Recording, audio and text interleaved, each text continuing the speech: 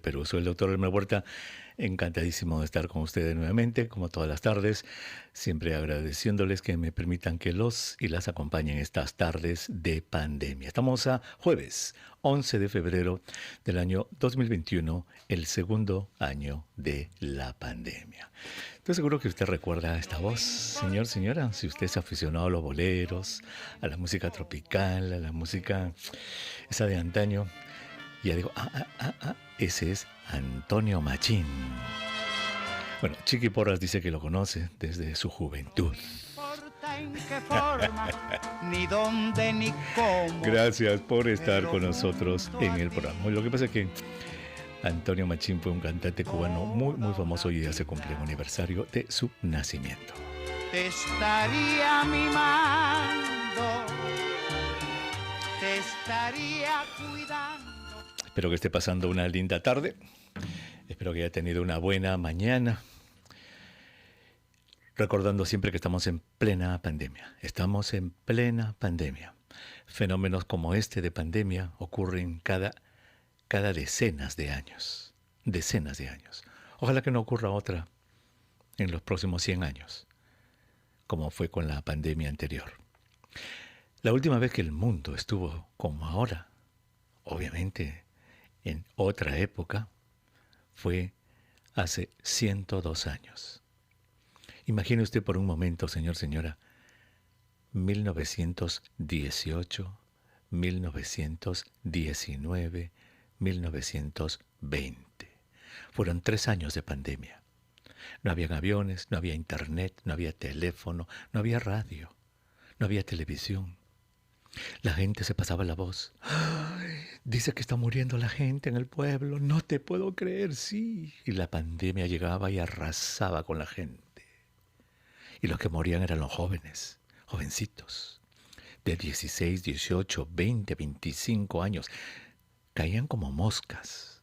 De un día para otro se morían con neumonías fulminantes.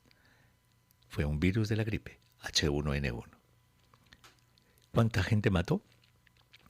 Entre 50 y 90 millones de personas.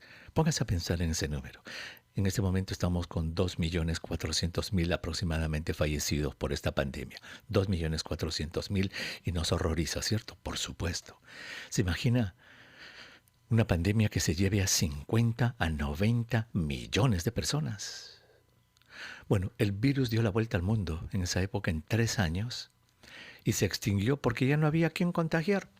Mató a todos los susceptibles, enfermó a todos los susceptibles y el virus dijo, hice mi tarea, desaparezco. Y desapareció. Este virus que tenemos ahora, señor, señora, este coronavirus, solo va a desaparecer, solo se va a quietar cuando todos nos vacunemos. Cuando todos nos vacunemos en el planeta. Cuando no dejemos que circule como el virus de 1918, matando a 50, 80 millones de personas, allí este virus dirá, ya no tengo a quién infectar, y podrá irse. Mientras tanto, a cuidarse. ¿Cómo? De la infección. ¿Cómo? Con su mascarilla o sus 2 mascarillas bien puestas, cancelando la reunión a la que le han invitado para mañana viernes o para el sábado o para el domingo. No puedo ir a tu fiesta, lo siento mucho, no puedo ir, estamos en pandemia. Eso es lo que tiene que hacer. Vamos a conversar sobre el oxígeno hoy día. El oxígeno es un problema muy serio en nuestro país en estos días. No hay oxígeno. El doctor Harley Maita Ayala, él es médico intensivista del Hospital 2 de Salud en Huánuco y lo tenemos en la línea. Doctor Maita, qué gusto de saludarlo. Muy buenas tardes. ¿Me escuchan? Sí, ahora lo escucho perfectamente, doctor Maita. Muchas gracias por estar con nosotros en el programa. Buenas tardes, doctor Huerta. Aquí para comentar sobre el principal elemento en esta pandemia, que es el oxígeno. El oxígeno, ¿no? Doctor, usted es médico sí, usted es doctor médico, usted es médico intensivista. ¿Hace cuántos años que trabaja en Huánuco? Yo como médico intensivista trabajo 6 años en Huánuco, pero yo llegué a Huánuco como médico de interno de medicina en el 2004. Uh-huh. Y se quedó allí. Así es, me quedé aquí. Qué lindo. ¿Y por qué decidió quedarse en Huánuco y no ir a la capital o a otra ciudad? Mm, Como interno de medicina, muchos compañeros escogieron la ciudad de Lima por sus grandes hospitales. Bueno, mi madre es de acá de Huánuco y definitivamente la familia fue lo que me atrajo más que todo aquí en la ciudad Qué de bueno. Huánuco. Qué lindo. Y usted se siente entonces ahí en su ciudad, con su gente, con su familia, siendo útil ahora en esta pandemia, obviamente, en cuidados intensivos. Ustedes han estado recibiendo pacientes en cuidados intensivos desde la primera ola, ¿cierto?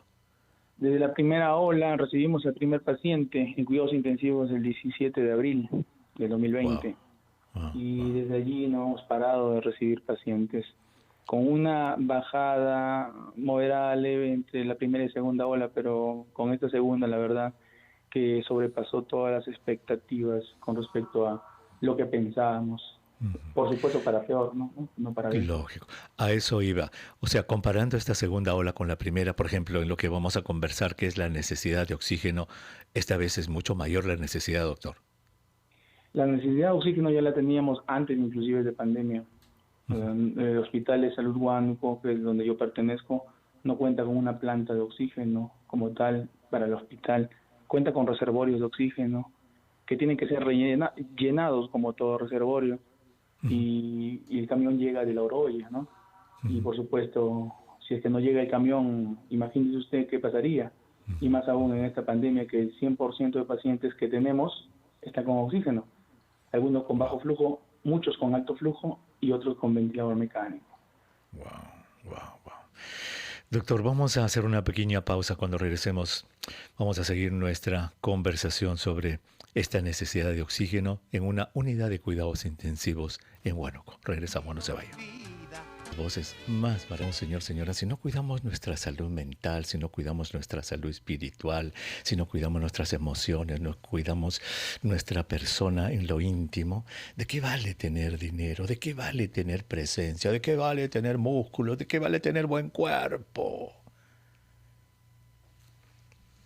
Un día vamos a hablar de Whitney Houston, pero hoy día se cumplen 9 años de su fallecimiento.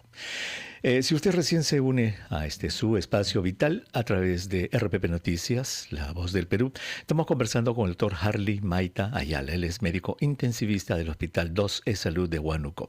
Y nos ha dicho en la primera parte de nuestra conversación que esta ola es peor que la primera. Y nos estaba contando detalles del oxígeno.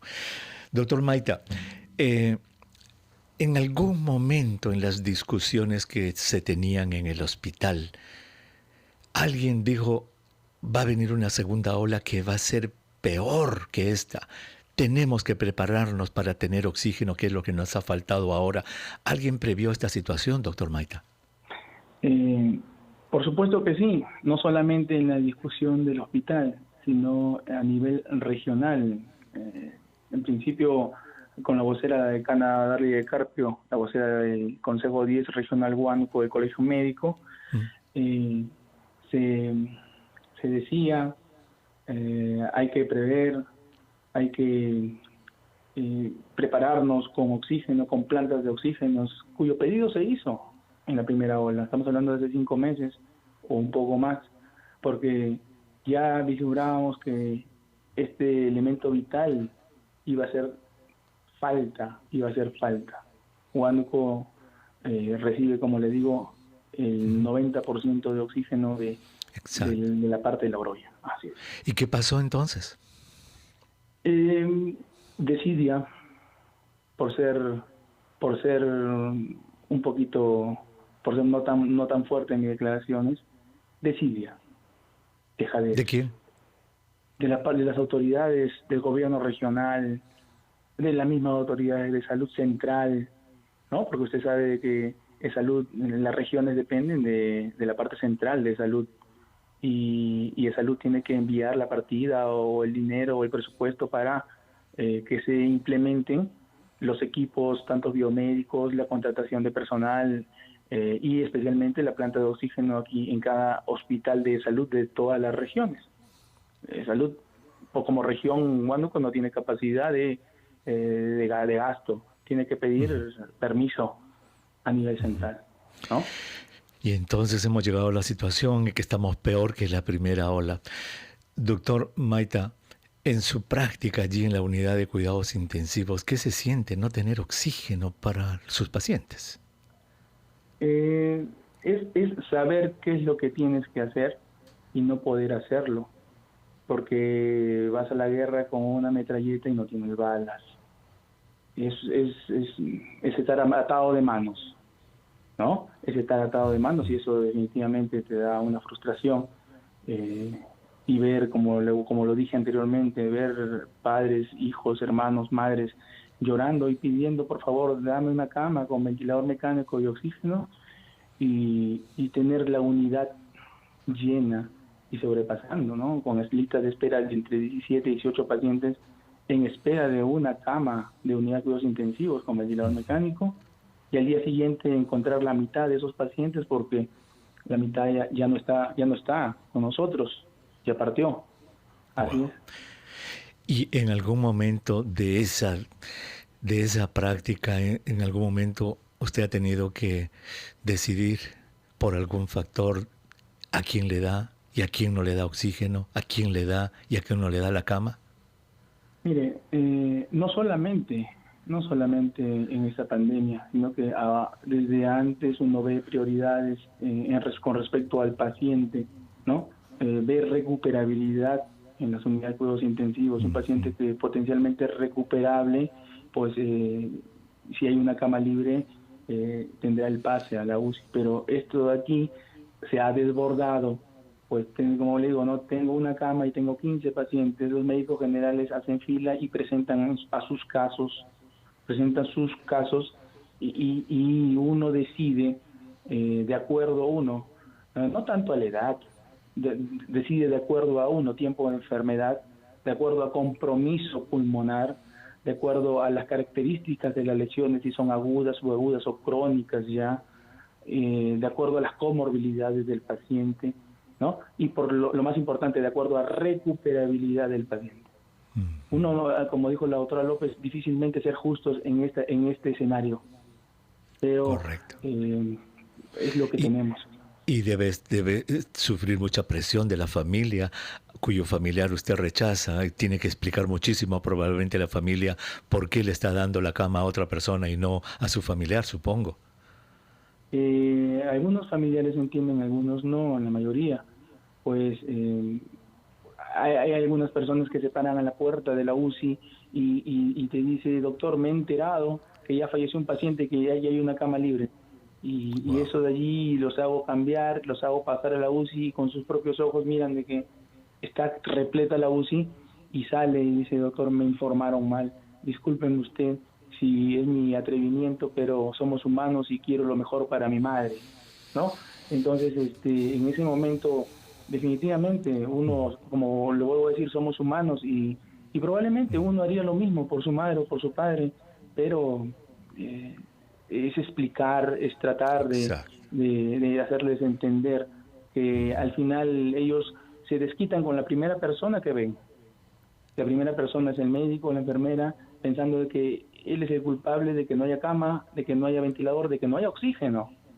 Cuando al final, si hacemos una analítica, un análisis completo, esto viene desde antes y desde otros Estamentos, ¿no? Correctamente. Uh-huh. Doctor, en este momento, a esta hora, 3:30 de la tarde de este 11 de febrero, ¿ustedes tienen suficiente oxígeno o no tienen oxígeno? ¿Cómo están? Con respecto a presión de oxígeno, mire, no sé si es prudente hablar sobre los sistemas de oxigenación que tenemos en este momento, con respecto a los sistemas de ventilador mecánico, sistemas de alto flujo. Sí, no solamente me refería a que en este momento, o sea, ustedes tienen oxígeno para sus pacientes en este momento con las diversas modalidades de administración. ¿Tienen oxígeno o no tienen? No. La presión de oxígeno que llega a cada punto bajan totalmente hasta que cada punto ha llegado a tener hasta 25 PSI, 25 de presión de aire de libras por pulgada cuadrada, y eso de allí no es óptimo, no es óptimo para el buen funcionamiento de los sistemas que tenemos. ¿Cuánto debería estar ese PCI? ¿Cuánto debería estar? El PCI en un sistema de alto flujo, como vamos a hablar en un momento de repente de Guairachi, como óptimo debería estar entre 45 a 50 PCI para arriba, para que tenga... Permítame que le explique esto a nuestros oyentes. Sí, permítame que le explique, señora, cuando usted le echa aire a su llanta, esa es la medida, ese 30, 32 que usted pone en su llanta, señora, se mide en PSI, presión del aire. Lo que el doctor nos está diciendo es que para que funcionen las unidades intensivas se necesita 45, 50 de PSI y él con la justa le llega a 25. Es como una llanta baja que no tiene aire. Doctor, muchísimas gracias por haber estado con nosotros. Nos está abriendo los ojos a la realidad. No sabe cómo le agradezco que usted haya hablado con nosotros y que le haya hecho entender a nuestros oyentes esto. Muchas gracias por todo lo que hace, doctor Maita. Muy agradecido. 20 segundos, por favor. Sí, pero bien rapidito, porque... Sí, dar unas gracias especiales a estos 3 jóvenes, Daniela Camine, Fernando Sato y Camilo Parra, que son jóvenes ingenieros que están impulsando la producción de los Guairachi sistemas de alto flujo, que son magníficos, la verdad. Claro que sí. Claro que sí. Doctor Maita, muchas gracias por haber estado con nosotros en el programa. Nosotros vamos a regresar, señora, con una reflexión. No se vaya.